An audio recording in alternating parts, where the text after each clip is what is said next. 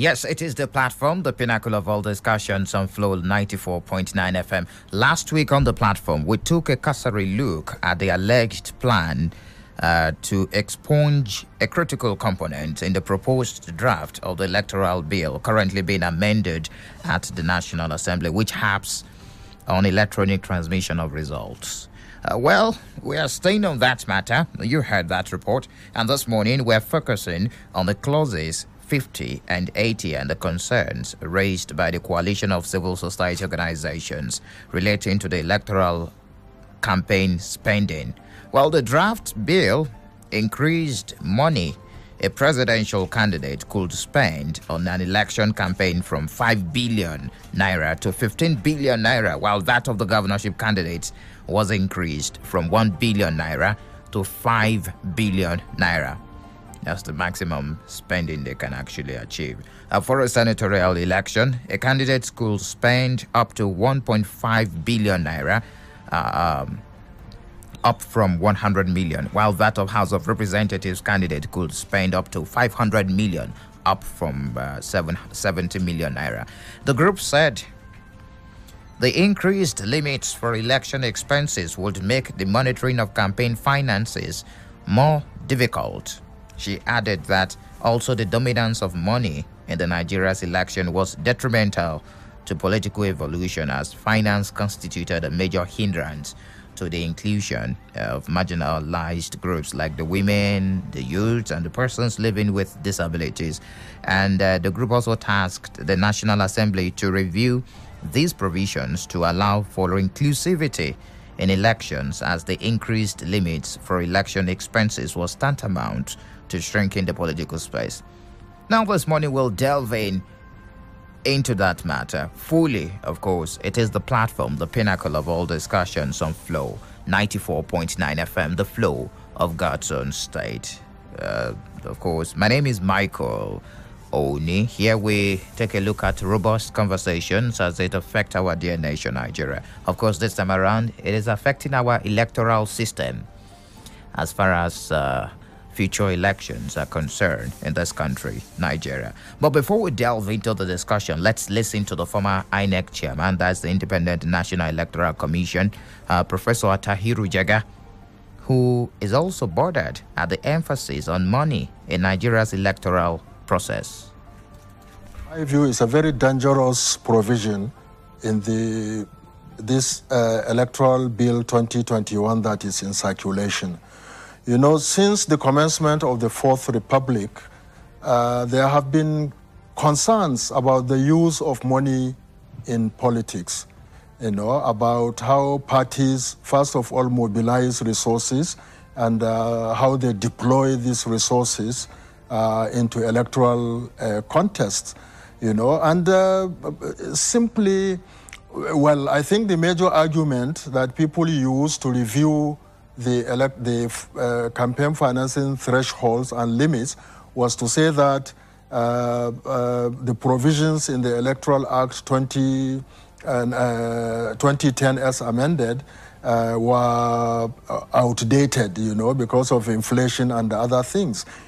Even if we accept that without conceding, the fact of the matter is that you can't do 17-fold increment, 27-fold increment, and so on and so forth, as is clear in the table that is in circulation. You know, how can you improve from 1 billion to 15 billion for presidential contest? Whoever is the candidate, why is he going to get 15 billion to deploy for campaign? You know, in fact, we are trying to not only monetize elections, we are trying to exclude those who have no resources into electoral contests. In fact, we are trying to basically turn our democracy into plutocracy, which is basically governance by the wealthy. And I don't think a democracy, our transition to democracy should move at all in that direction. We must minimize and bring to the minimum the influence of money in politics. In fact, the direction of the amendment regarding campaign financing should be penalties, rigorous measures of looking at breaches of use of money in politics, and also penalizing those who use money extensively in politics. So I will urge very strongly, as I feel as passionately about this provision as I feel about the issue of electronic transmission of result. So I think this is an area, this electoral bill should not pass Senate until those issues are carefully looked at. Well, that's Professor Atahiru Jega. He was a national chairman of INEC one time, of course, as you know. Members of the civil society groups led by YPP presidential candidate Professor George Moghalu have also vowed to prevail on the National Assembly to stop any obnoxious alteration. A guest this morning is joining me on the program, a member of the civil society. Of course, he's an activist, a civil society activist, and an economic rights advocate, an executive director of Path to Growth Entrepreneurship Center, a non-governmental organization that supports SMEs in Abia State, Sam Ekuribe. He's a regular on the platform. I call him Big Sam. Good morning to you. Welcome to the program, the platform on Flow FM. Glad to have you join us. Thank you very much. Thank you very much for having me this morning. You're welcome. So let's begin the conversation. Interesting. I'm sure you followed what happened, the alleged alteration of that Electoral Act Amendment Bill, especially the part that concerns spending or spending by politicians during election. What do you make of the astronomical increment in the campaign spending caps as proposed in the bill? Well, thank you, Mike. We all live in 2019. The National Assembly started making moves to amend the Electoral Act following outcry and outburst on the shortcomings of our current electoral system. We saw things were going to be good, but the Ahmed Lawan, the Senate President, gave indications that within the next 2 weeks they are going to pass this bill. And then last week, news filtered in to civil society organizations. There are moves to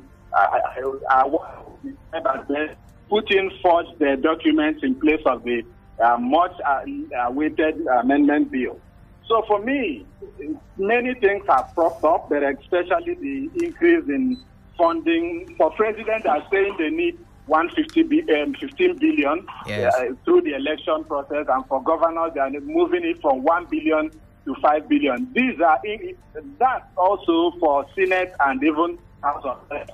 I feel this is a clear move to monetize our electoral, which I think is a of elections, and I'm sure we are all voting again. You should not forget that it's between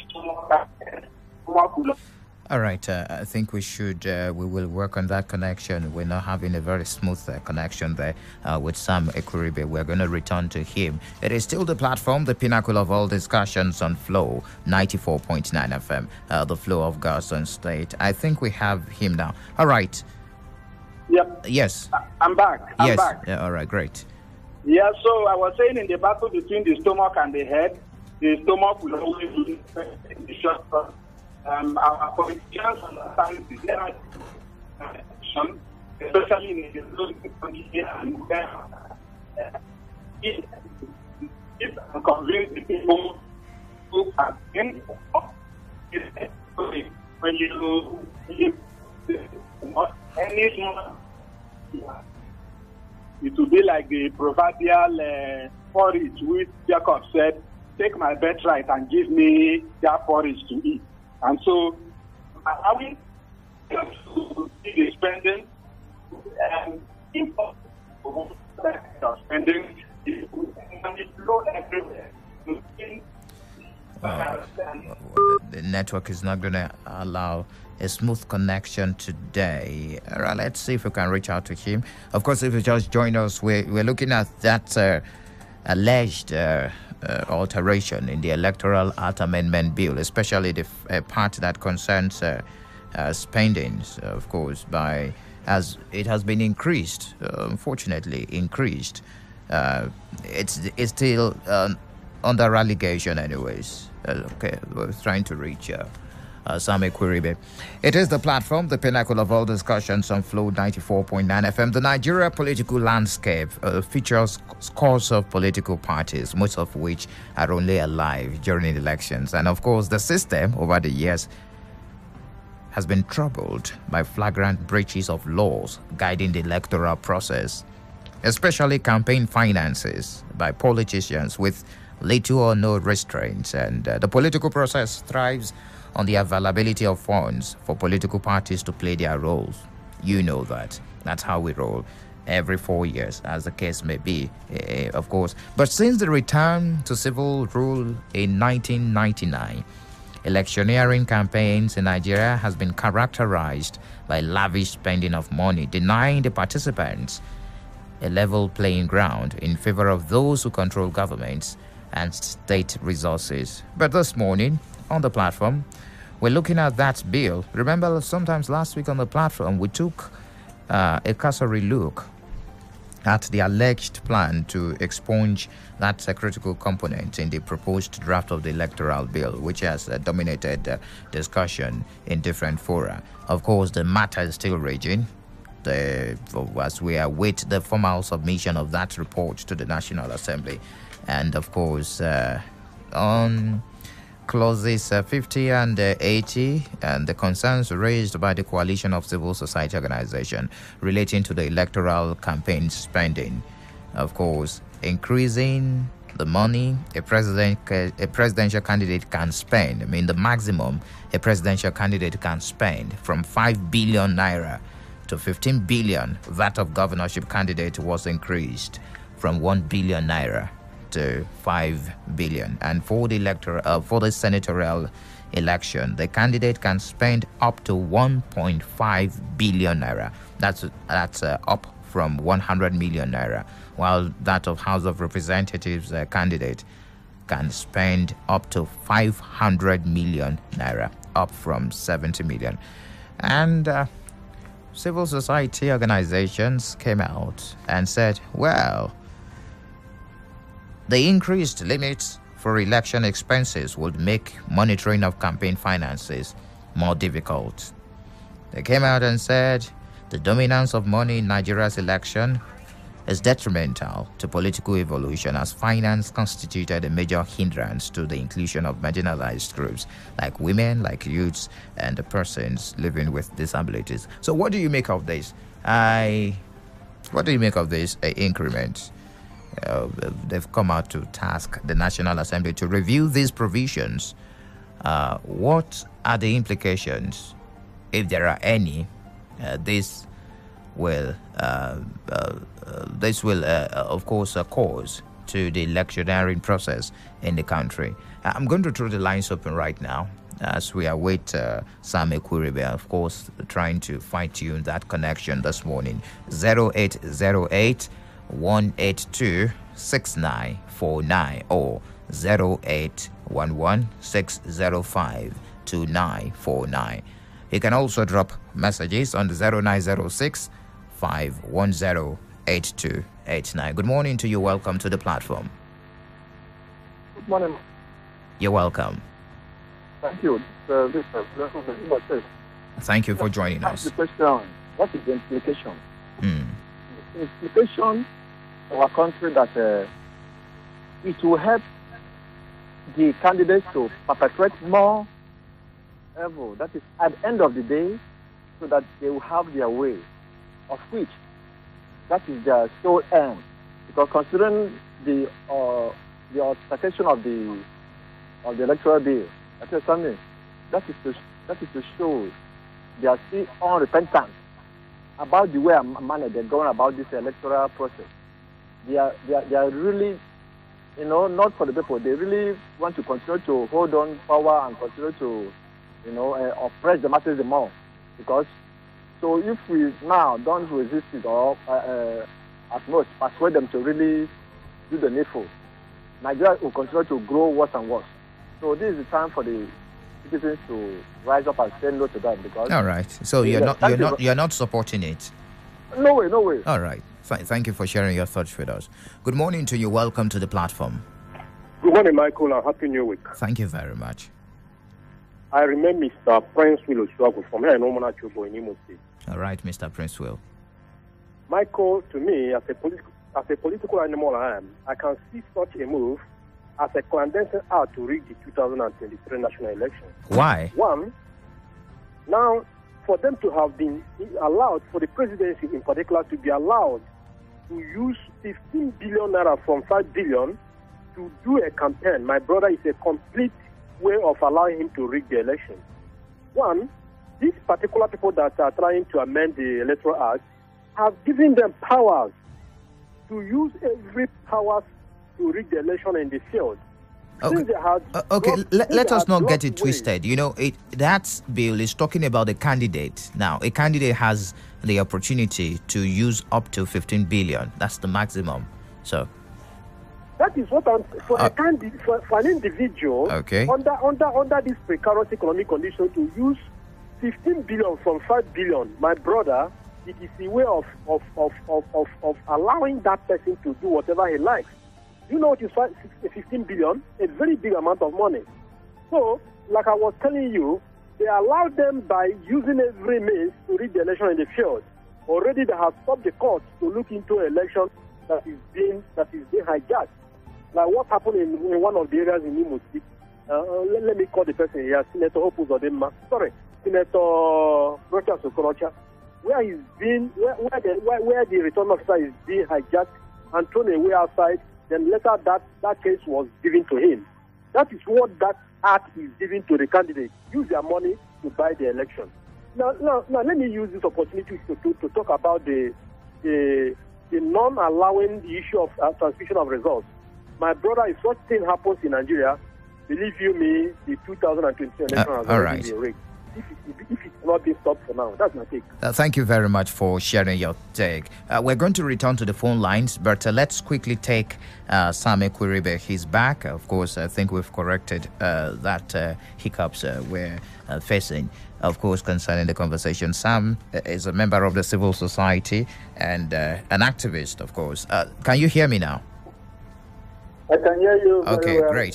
That's wonderful. The network can be very messy sometimes. So, just before we had that issue with the network, you were sharing with us what you make of the astronomical increment and the implication. Just before we had that, if you can finalize your thoughts on that.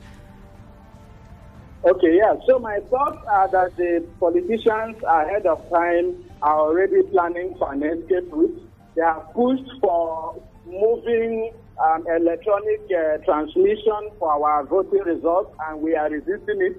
And now they are also putting funding as an alternative, knowing that if you don't go to campaign, you can either pay people. And of course, between doing the right thing and getting to pay people that are poor will always up to say, give me money, especially in the short run. So that is what we are saying, and that is why we are refusing this increase from 5 billion to 215 billion. Has the economy improved by 200% in the past 2-3 years of this administration? That will warrant that. So that is why men of goodwill everywhere to resist this, and we will continue to speak out against it until they reverse such obnoxious clauses put in section 50 and 88 of the amendment bill currently. So you call it an escaped route. Why is an increment in campaign fundings an escaped route for politicians? Well, you just called it campaign. Campaign means hitting the road and talking to people, convincing them of your candidacy and what you can do. In this Nigeria, we have had people, for example, in Oyo State, somebody won a governorship election without having even his own personal car. He was simply on the ground talking to people. But our politicians at this time are not considering that, especially the ones in Abuja. They know that what they are doing, they are not going to get it again. Ordinarily, people are going to resist them. And that is why they are adding this funding. When you put the threshold for a governor to spend up to 5 billion, What it means is that he will sit there and throw money around for people to do, and they will use this money and influence everything totally, which I call monetization of the electoral process. It should be inhibited. If you don't have too much money to spend, it will be an incentive for you to go in there and put in the legwork. But when you have money, you will be like, okay, no need for me to do this. And this is what we are saying. They are trying to do it, and it will be resisted. Is it possible for us to monitor finances of political parties and candidates, because there are maximum, and sometimes we get to wonder with the amount of money in circulation during electioneering process, we get to wonder how INEC, as the independent body in charge of election in the country, is able to monitor finances, of course, if they do not exceed that, which might go against the stipulated law for a candidate. Is it possible to have that? How can we ensure monitoring of finances, of course, of spendings of the candidates and political parties during election? Thank you. There are a couple of civil society organizations set up and all that, working along an accountability groups that are working along that line to hold for parties and also politicians accountable for their spending during elections. It's a bit difficult knowing that Nigeria, a lot of cash is in circulation, but again, you know politicians and what they are. Now, if you are particularly unable to spend more than 1 billion, your opposition candidate can get evidence that you spent that kind of amount. Maybe he has seen somebody you paid for, speaker, or paid to do something, and it's totaling 2.3 billion. Meanwhile, you're not supposed to spend more than, and he can take it to the law court. So it's a restrictive measure. And now, when you throw it open that someone can spend up to 15 billion, even if whether we are looking or not, even if you get an evidence of clear overspending, clear vote bias, the person will tell you it is allowed in law. I spent a total of 14.9 billion. So that's why the law should even be there. It acts as a deterrent. If we cannot monitor it, their own fellow politicians and even other parties can use it against them. So it will be a restrictive measure for everybody. Do you trust the present National Assembly to give Nigerians an electoral act that will align with the wishes of a lot of Nigerians and the realities on ground? Well, I cannot cast a blanket question on the integrity of... You know what Nigerians call, because I can sample opinions of my callers this morning. You know what they call the present National Assembly? They call them rubber stamp, because of some previous policies, and of course the way they handled some of those policies. So I don't know what you make of that, and what do you think about the present National Assembly in giving Nigerians the electoral act that will, of course. Well, the present National Assembly led by Ahmed Lawan, even though there has been that in 2019 when they started this Electoral Act amendment, we gave them the benefit of doubt. And the first early draft that we saw, we were hopeful, thinking that something good will come out of Nazareth, except for 2 weeks ago. God bless those whistleblowers that leaked to us. Although the National Assembly denied it. Well, if they denied it, the subsequent actions on the floor last week will tell you that there was more truth to that allegation than lies. But nobody will accept officially. So you're saying God bless the whistleblowers? That's revealed. Yeah, it's part of the democratic process, and it should be encouraged when you see things now. And when you see that this law is going to benefit them, or this bill is going to benefit them, that's why we are not trusting them at this time, and that's why we are shouting. They have everything to gain. We have said that this administration has not done well for the masses. Poverty rate has increased, inflation, everything is so. In 2023, they are going to face the populace, and it's not going to be funny. I think that's why they're looking for escape now. Let's look at the putting money there. Let's look at the GDP ratio in Nigeria vis-a-vis poverty level in the country, where some Nigerians cannot even boast of $2 in a day. That's about 1,000 naira to eat, which is the reality. Some less than 1,000 naira. What should be the ideal caps for spending, campaign spending for politicians? What do you think? Maybe you help us with the range in your own analysis. Well, it's quite unfortunate that the economy in Nigeria is down and at its lowest. In fact, it's looking like Nigeria is the poverty capital of the world. When you say $2, a lot more rest on. A dollar is 500 naira at this time, and so I can bet you that if you go on the ground, there are many people that don't have up to 500 naira to eat in a day. And so when you compare that 15 billion naira compared to a population of 200 million people, voting population in Nigeria might not be up to 100 million because we knock off youth, a lot of youth and children and this. So that is, when you see election participation in Nigeria, it's always less than 20% of registered voters.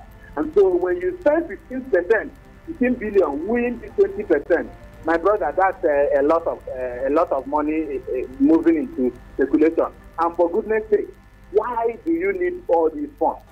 Is it maybe on social media and all that? So they are using this money to buy votes ahead of time. All these rights distribution and all that. Let them distribute it now, not 2 weeks to the election. And that's what I think we should stand against. Economy is not good. They are not doing much about it. That they are banking on saving this money and hoping to spend it during election. And that is what we are saying. No, we do not want it to happen. So are you suggesting or suspecting an inducement of voters in 2023 and other elections if this should pass through the National Assembly and the President assents to it? It's not a matter of suspicion. It's already happening. Somebody said a certain politician from the Lagos Axis sent branded rice with his name and pictures to the northern part of Nigeria.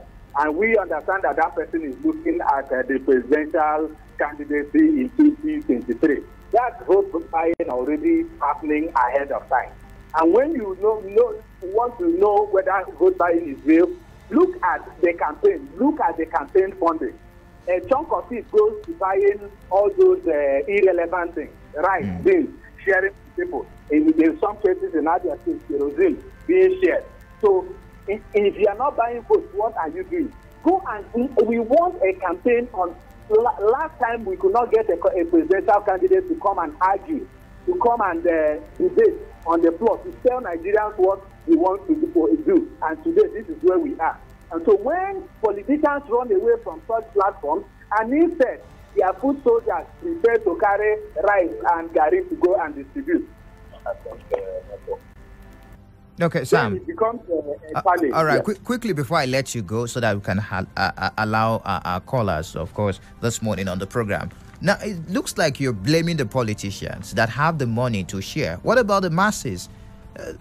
When you present stomach infrastructure and you come out and say, I don't need your stomach infrastructure because I do not want to sell my future. What about that on the part of the masses, on the part of the voters that have been induced?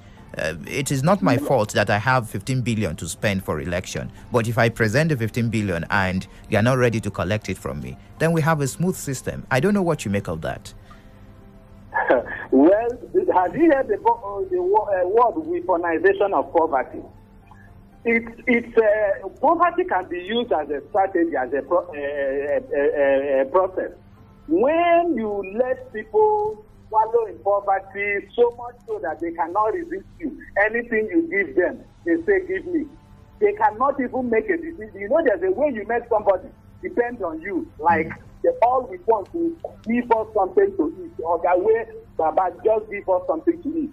In this country right now, many people are not making sane, rational decisions. You see a family man and he knows what the future is. But just because of what to eat for today, he's just throwing either his daughter away or saying his son that clearly has stolen, bring what you have.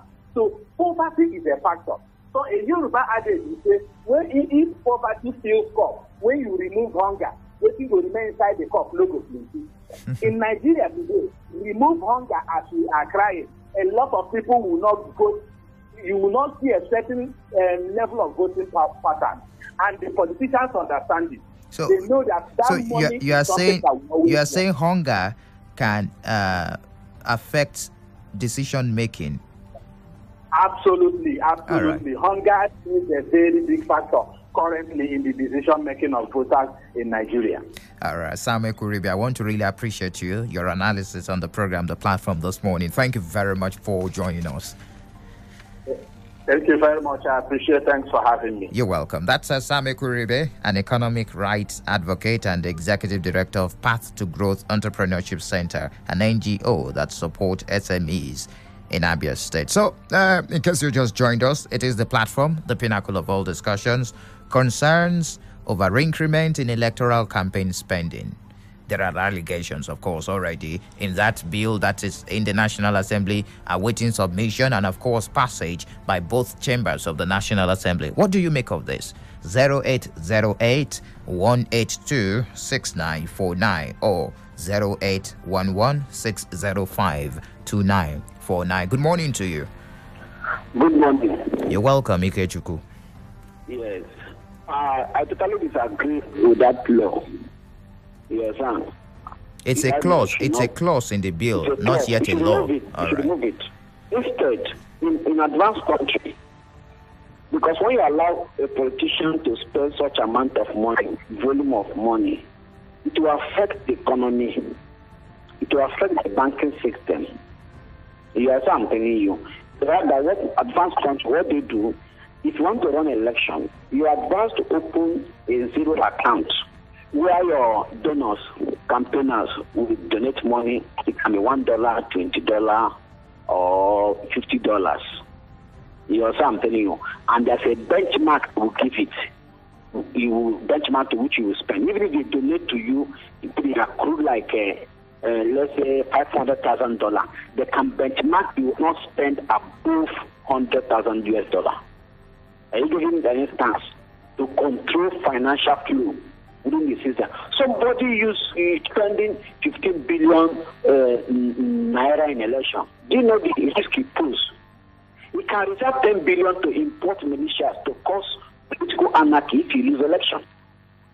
Yes, I'm telling you. All right, Ikechukwu, quickly wrap up your thought. Let's allow others. Now, that law, that must be removed, must not allow to skate through. All right. Thank you for sharing your thoughts with us. Hello, good morning to you. Welcome to the platform. Yeah, good morning, Mr. Michael. You're welcome. Yeah. My name is Mr. Mado Edward, a.k.a. Editor-in-Chief / the Iron Pillar. This morning, the Iron Pillar is calling from the good people of Aliki, Kinanzobo. Happy Monday. Hello. Yes, go on, please. Yeah. I so much concur with the last analysis, the last man that spoke. He spoke exactly what is on the ground concerning how politicians are suffering people for them to win their heart to be their leader. Yes, spending 15 billion from 5 billion naira is a way to create more hungry to people in the next 4 years. Because we could say when the governor failed to pay salaries, when you look for second time, he used that strategic to tell you, hey, salaries I have built that into the account and general to pay you now. Everybody shouted. And he's from there. You use your money to buy the same rice, indomie, and the salt. You give it to people. This 15 billion naira is the state money that they will carry. Also, an ordinary business, ordinary person coming from another side who has a company, has factories and others, they will seize their workers' money. Raise this money. All right. And when they are doing those things, they will claim that immediately I win, I will help you. And because you are hungry, you will do all possible to fight to see that he will fulfill his promises. All right. But it is your money. So they create the hungry, they create the situation to win the people's heart in the name of hungry infrastructure. Then it comes to Amendment Act by the Senate. Quickly, let me tell you, these people are not serious. Why they are not serious is because they know that the fact there is to benefit them. They don't want an possibility of the new people to come in. All right, Mr. Madu. If they make the law that will not favor them, that means they will pass and pass out. All right, thank you for sharing your thought. It will do comfortable for them to still remain there. That is. Hello, good morning to you. Morning. You're welcome. You're welcome. Good morning. Yeah. It's Reverend Moses from the Imo State. You're welcome, Reverend. Spending 15 billion naira. State governors 5 billion naira. Senators 1 billion. 1.5. And House of Reps 500,000 million. Where are they going to get the money? This is not our money. The money they will use to pay workers. The money they will use to put incentives in the state and to help the poor masses. When they campaign spending such a money, that is why when they go in there, they don't care about what they are going to do to feed the poor, to pay salaries of workers and pensioners. They will say, let me finish my payment, paying the bill where I got the money. Oh, Mike, our country, see what is happening in our country. Let that bill be amended, and this particular one, let it be removed. Because when they are going in there, they don't care. They will just pay after paying the bills, and people will be dying. Wow. Thank you, Mike. All right, thank you for sharing your thoughts with us. Hello, welcome to the platform on Flow FM. Hello, good morning, Mike. Good morning to you.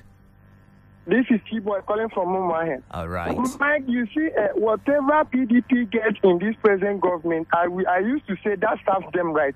Because I used to think, whenever you see truth and you did not say it, it will haunt you forever, as long as you live. Now, they had the opportunity of giving us good electoral act. They did not. Now, you see where it kept them. Again, now, if you are empowered, the best thing you can do for yourself is to devote more powers for the people that are outside the corridors of power, because you can never be in power forever. So that you will still have some powers even when you leave, because you devoted some to people that are outside the corridors of power. Then you see this Loretta's issue is 2023 agenda, because this is another game now. The electoral art is coming, this one, that one. They removed the electronic transmission of votes, of results. That's another 2023 all right. plan. Quickly, yes.